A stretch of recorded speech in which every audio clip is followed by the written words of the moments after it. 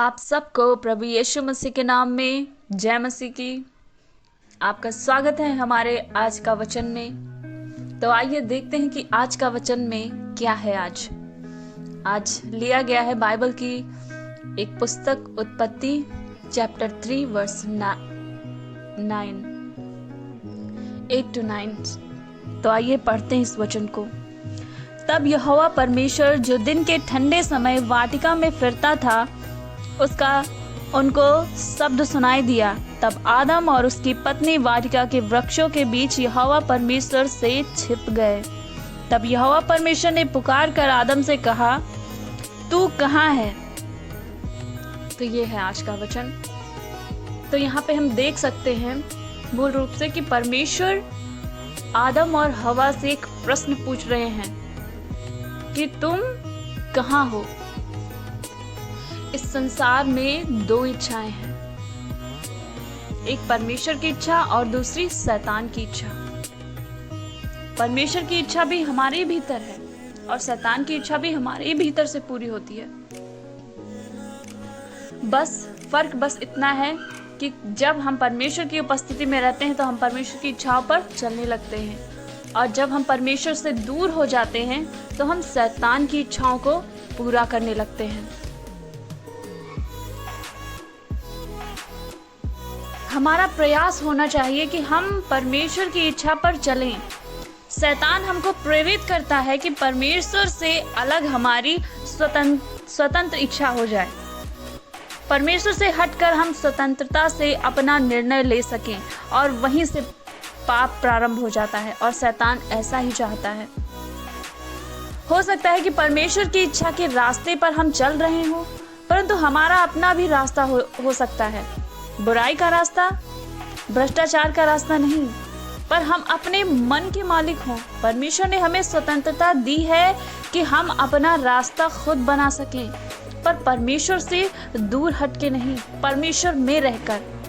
बड़ी खूबसूरती से शैतान आपको और हमको पाप करने के लिए प्रेरित कर सकता है।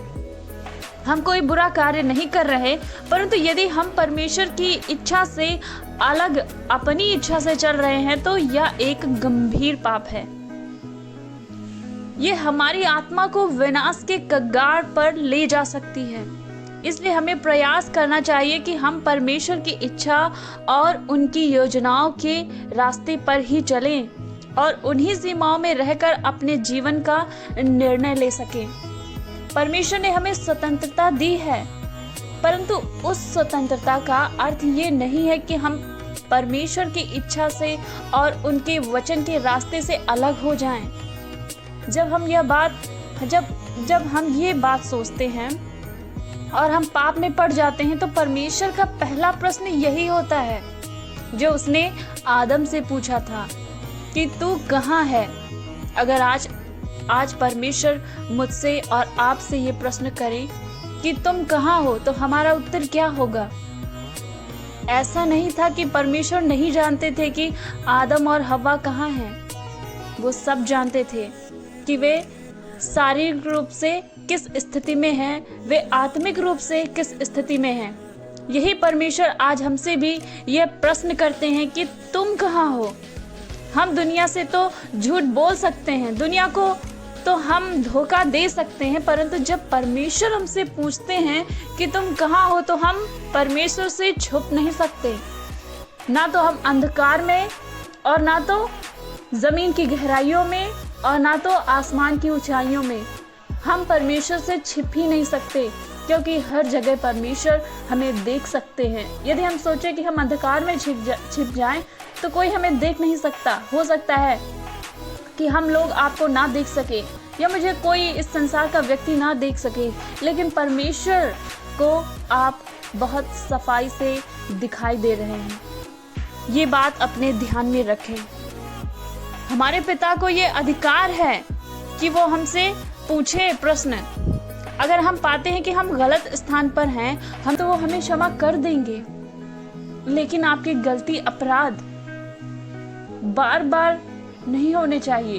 वो पश्चाताप आपका एक ऐसा पश्चाताप होना चाहिए जिसमें आप दोबारा वो पाप ना करें।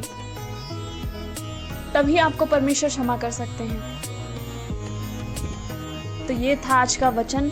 ध्यान रखें कि परमेश्वर की इच्छा पर चलें, नहीं तो परमेश्वर आज हमसे और आपसे प्रश्न पूछेंगे कि तुम कहाँ हो। तो आइए हम प्रार्थना करते हैं आज के वचन के लिए। परमेश्वर पिता, आपका बहुत बहुत धन्यवाद कि आज आपने हमें सुंदर सुबह दी। और प्रभु जी, हमें ज्ञान और बुद्धि से परिपूर्ण करिए कि हम अंधकार से निकलकर तेरे प्रकाश में चलने वाले बन सकें। और प्रभु जी, हमारे जितने भी व्यूअर हैं प्रभु जी, आशीष करें इन सबको कि पिता ये वचन इनके हृदय में बसने पाए, आपकी इच्छा पर हम सभी चलने पाए। परमेश्वर पिता, प्रभु आपका धन्यवाद हो, आपकी महिमा हो, प्रभु यीशु मसीह के नाम में, आमीन। सो आप सभी का धन्यवाद कि आपने हमारे वीडियो को देखा, सुना। अगर आपको ये अच्छा लगता है तो आप इसे लाइक करें और अपने फ्रेंड्स के साथ भी इसे शेयर करें, ताकि वो भी परमेश्वर के साथ अपने रिश्ते को अच्छा कर सके और उनकी राह पर चल सके। सभी को जय मसीह।